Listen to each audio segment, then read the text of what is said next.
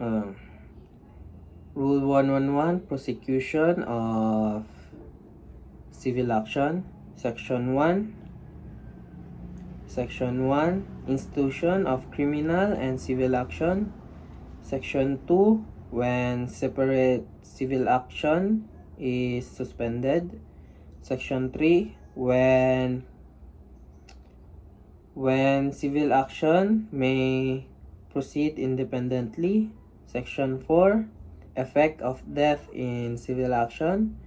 Section 5, judgment in civil action, not a bar. Section 6, suspension by reason of prejudicial question. Section 7, elements of prejudicial question. Rule 112, preliminary investigation. Section 1, preliminary investigation defined. Section 2, officers authorized to conduct preliminary investigation. Section 3, procedure. Section 4, resolution of investigating prosecutor and its review. Section 5, resolution of investigating judge and its review. Section 6, when warrant of arrest may be issued. Section 7, when accused lawfully arrested without warrant. Section 8, records. Rule 113, arrest. Section 1, definition of arrest. Section 2, arrest how made. Section 3, duty of arresting officer. Section 4, execution of warrant. Section 5, arrest without warrant when legally. Section 6, time of making arrest. Section 7, method of arrest by officer by virtue of warrant. Section 8, method of arrest by officer without warrant. Section 9, method of arrest by private person. Section 10, officer may summon assistance. Section 11, right of officer to break into building or enclosure. Section 12, right to break out from building or enclosure. Section 13, arrest after escape or rescue. Section 14, right of attorney or relative to visit arrested person. Section next, bail. Next, Rule 114, bail. Section 1, bail defined. Section 2, conditions of bail. Section 3, no release or transfer except court order or bail. Section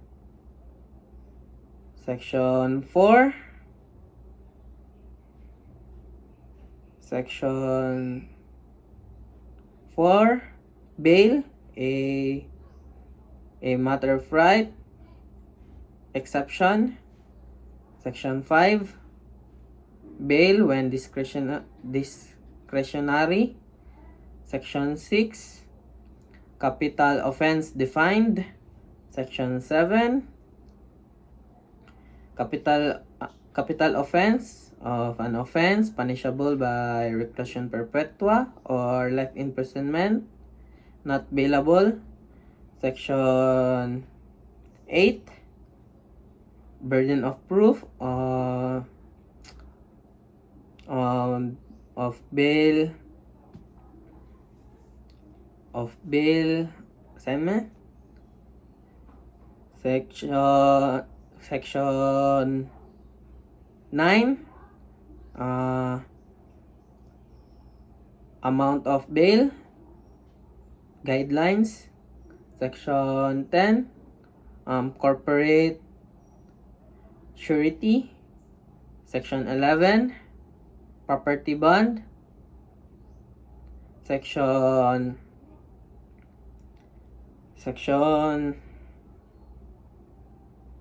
12, qualification of sureties for property bond. Section 13, justification of sureties.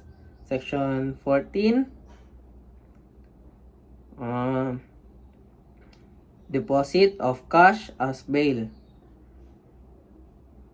Next, Rule 126, Section 1. Rule 126, Section 1.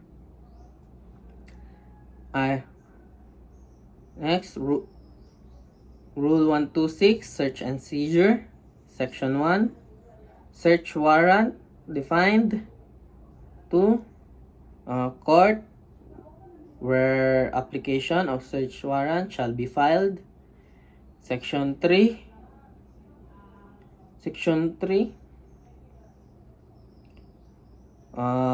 Personal property to be seized. Section 4.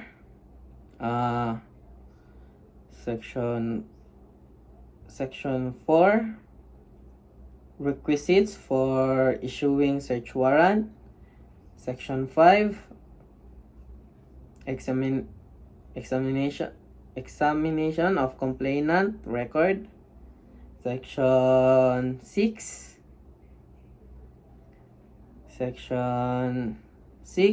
issuance and form of search warrant. Section 7,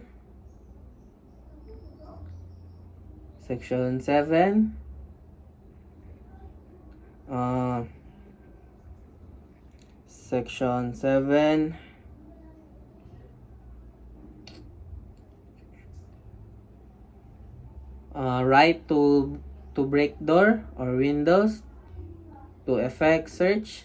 Section 8, search of house, room, or premises to be made in presence of 2 witnesses. Section 9, time of making search. Section 10, validity of search warrant. Section 11, receipt of search seized. Section 12, delivery of inventory thereof to court. And Section 13,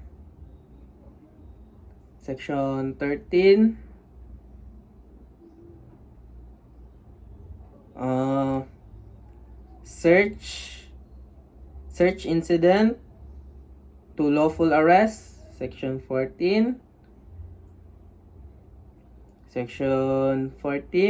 motion to quash search warrant.